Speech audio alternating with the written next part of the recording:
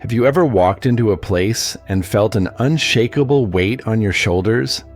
A sense that your presence was merely tolerated, not welcomed? As we grow older, we come to understand that our time and energy are precious. We no longer chase approval, nor do we force ourselves into spaces that drain us. True wisdom is knowing where you belong and where you don't. The Stoics teach us that peace is not just found in solitude, but in choosing wisely whom we surround ourselves with. Yet many still make a simple but costly mistake. They enter homes that steal their tranquility, homes where they are met with indifference, judgment, or even quiet hostility. In our younger years, we may have overlooked these feelings, dismissing them as temporary discomforts. But as we age, we must guard our inner peace as fiercely as we guard our health. Not every door should be knocked on. Not every home deserves your presence. Some places will make you feel small, unworthy, or burdened with the past. These are the places you must learn to avoid, no matter how free or available you may be. In today's video, we'll explore the 7 types of people whose homes you should never visit in your later years. By the end, you'll understand why walking away from certain spaces is not just self-preservation, but an act of wisdom. Stay with us as we uncover the path to a more peaceful, intentional life. Number 1. The home where you are not genuinely welcome. Imagine walking into a home where the air feels heavy, the smiles are strained, and the conversation is nothing more than empty pleasantries. You sense it immediately, the unspoken truth that your presence is merely tolerated, not cherished. Perhaps the host greets you with polite indifference, their eyes flickering toward the clock, subtly measuring the time until your departure. Or maybe the warmth you once felt has faded, replaced by an invisible wall of detachment. The Stoics teach us that our time and energy are among our most valuable possessions.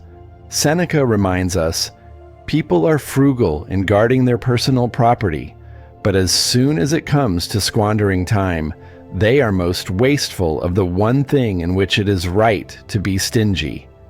If time is the one thing we can never reclaim, why should we spend it in places where we are not truly wanted?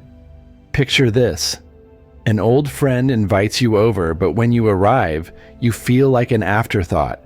They are distracted, their words lack sincerity, and the atmosphere is filled with an unspoken reluctance. You leave feeling smaller, questioning why you even came in the first place. This is the kind of experience you must learn to avoid. A home should be a place of comfort, a sanctuary where you are valued, not a setting for subtle rejection. As we grow older, we must recognize that our presence is a gift, not a burden. A wise person does not force themselves into spaces where they are not truly welcome. If you ever feel like an obligation rather than a guest, take it as a lesson. Do not return to that home.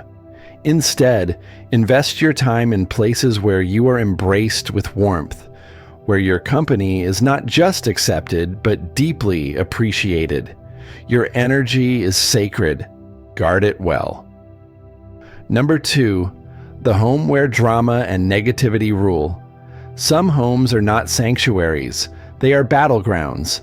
The moment you step inside, the air feels heavy with resentment. Gossip flows like an endless stream, and conflicts erupt over the smallest matters. Voices are raised not in joy, but in accusation. Conversations are not about ideas or wisdom, but about who did what, who is to blame, and who deserves scorn. In such places, peace is a stranger, and negativity reigns like an unwelcome tyrant. The Stoics understood that the environment we immerse ourselves in shapes our state of mind. Epictetus once said, "The key is to keep company only with people who uplift you, whose presence calls forth your best. If a home only offers tension, complaints, and chaos, it is not a home. It is a source of suffering. Imagine visiting a relative's house where every gathering turns into a battleground. One person is always complaining about their misfortunes. Another finds fault in everything, and soon an argument breaks out over an old grudge that should have been buried long ago. You sit there, watching the bitterness unfold, feeling the energy drain from your soul. When you finally leave, you do not feel lighter. You feel exhausted, as if you carried their burdens on your back. As you age, protecting your inner peace becomes as important as protecting your health.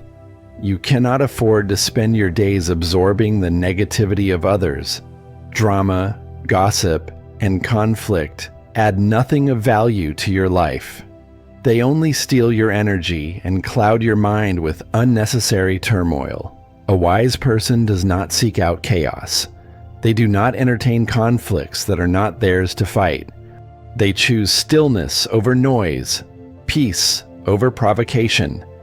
If a home does not offer you serenity, if it only leaves you feeling drained and disheartened, then it's not a place worth returning to. Your time is too precious to be wasted in spaces where negativity is the only constant.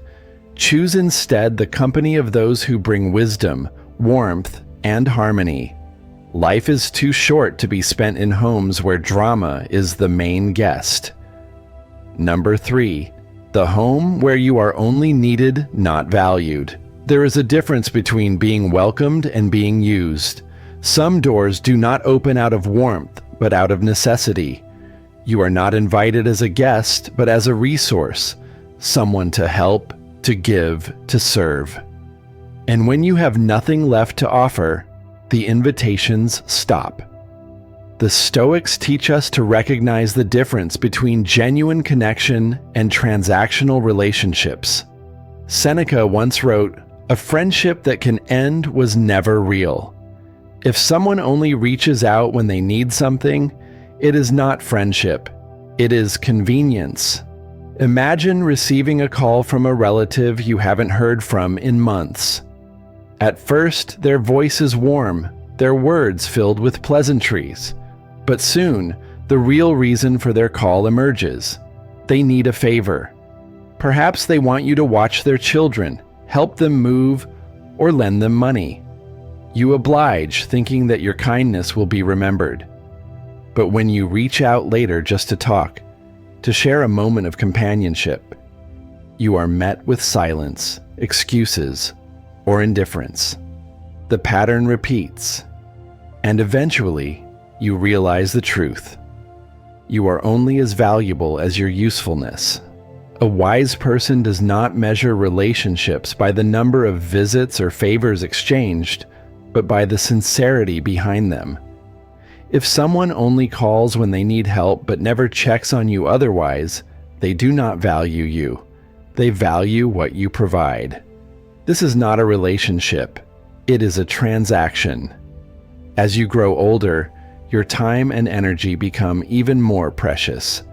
Do not waste them in homes where you are seen as a tool rather than a person. True companionship is mutual.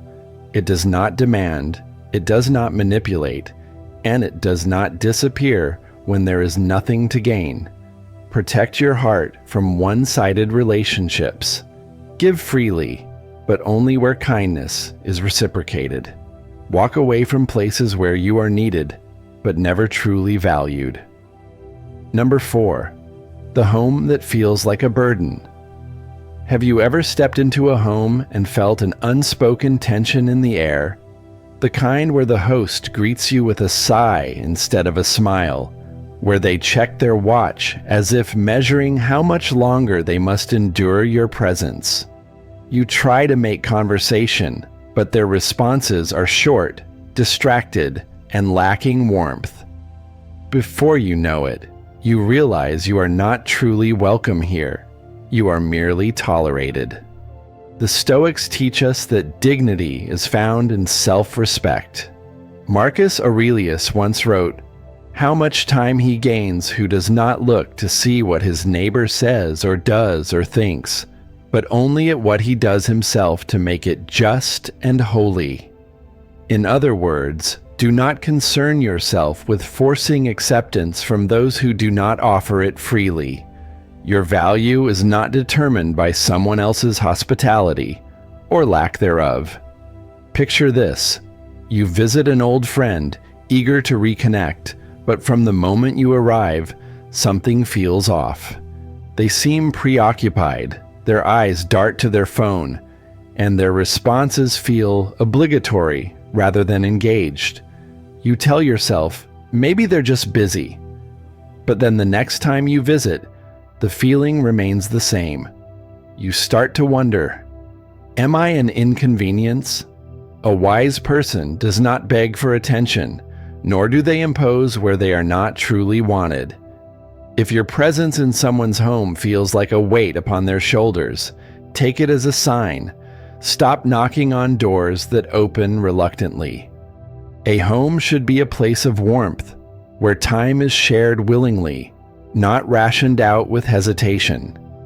As you grow older, the greatest gift you can give yourself is the ability to walk away with grace.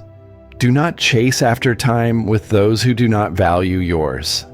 Spend your days in places where you are embraced, where your presence is not just accepted but appreciated. The world is vast, and there are countless doors that will open for you with genuine joy. Choose to walk through those instead. Number 5. The home where you are disrespected. Respect is not a privilege. It is a fundamental human necessity. Yet there are homes where it is absent, where words cut instead of comfort, and where age and wisdom are met with indifference rather than honor. In such places, you're not seen for the life you have lived, the lessons you have learned, or the value you bring.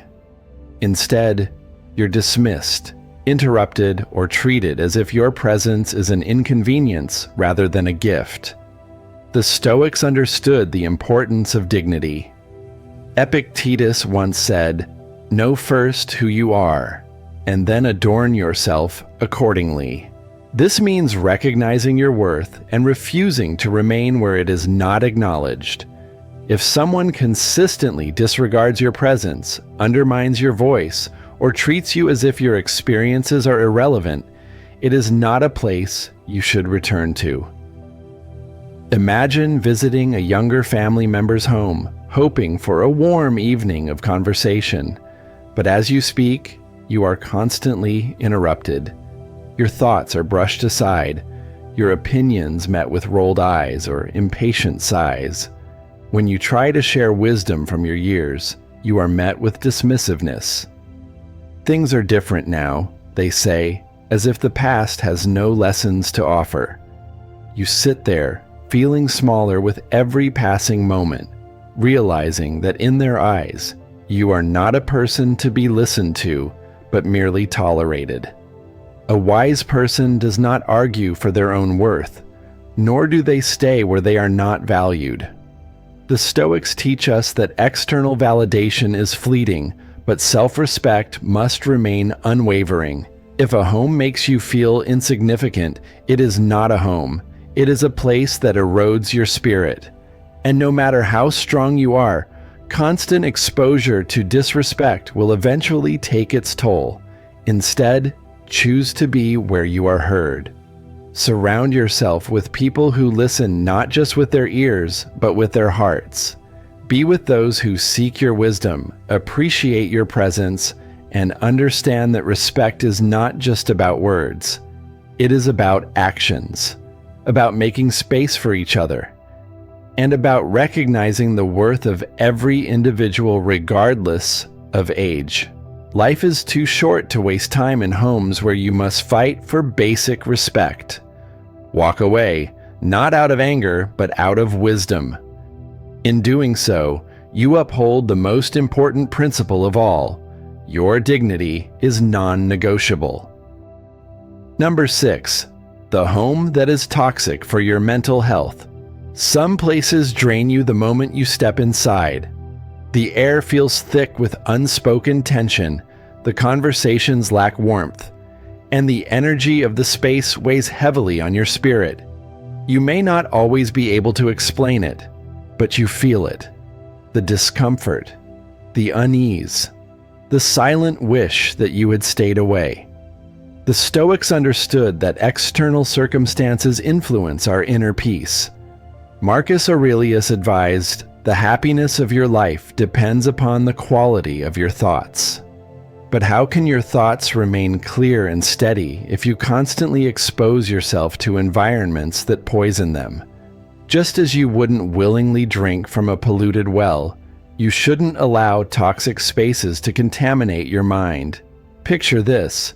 You visit a relative's home, hoping for a simple, pleasant evening. But as soon as you arrive, the atmosphere is tense. The people there argue over trivial matters. Bitterness lingers in their words, and negativity seeps into every conversation. No matter how much you try to stay neutral, the energy of the room drags you down. When you finally leave, you feel mentally exhausted, as if you've been carrying the weight of their problems on your shoulders. You tell yourself it's just one visit, but deep down, you know this happens every time. A wise person recognizes the cost of such environments. Seneca reminds us, "Associate with those who will make a better man of you. Welcome those whom you yourself can improve. The process is mutual, for men learn while they teach." If a home offers only stress, conflict, and emotional exhaustion, then it is not a place for growth. It is a place of decay. Your mental health is just as vital as your physical health. If you wouldn't eat spoiled food for fear of getting sick, why expose your mind to toxicity that drains your spirit? Do not feel obligated to endure spaces that leave you feeling worse than when you arrived. You owe no one your peace. Instead, seek places that nourish you. Surround yourself with people who uplift rather than deplete you. Choose homes where kindness is present, where conversations inspire, and where you leave feeling lighter, not burdened. The world already presents enough challenges. There is no wisdom in voluntarily stepping into places that harm your well-being. Walking away from toxic spaces is not weakness. It is wisdom. Protect your mind as you would protect your body. And remember, no home is worth sacrificing your inner peace. Number 7, the home that no longer aligns with your growth. As we age, we go through inevitable transformations that reshape how we perceive the world, ourselves, and the people around us. Our priorities shift, and the things that once brought us joy may no longer hold the same value. We no longer crave distractions or shallow interactions, and instead, we begin to seek deeper, more meaningful relationships that nourish our souls. We long for wisdom, peace, and conversations that truly matter.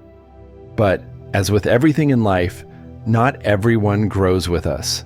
Some people remain stuck in their old patterns, caught in cycles of negativity, petty conflicts, and self-destructive behaviors.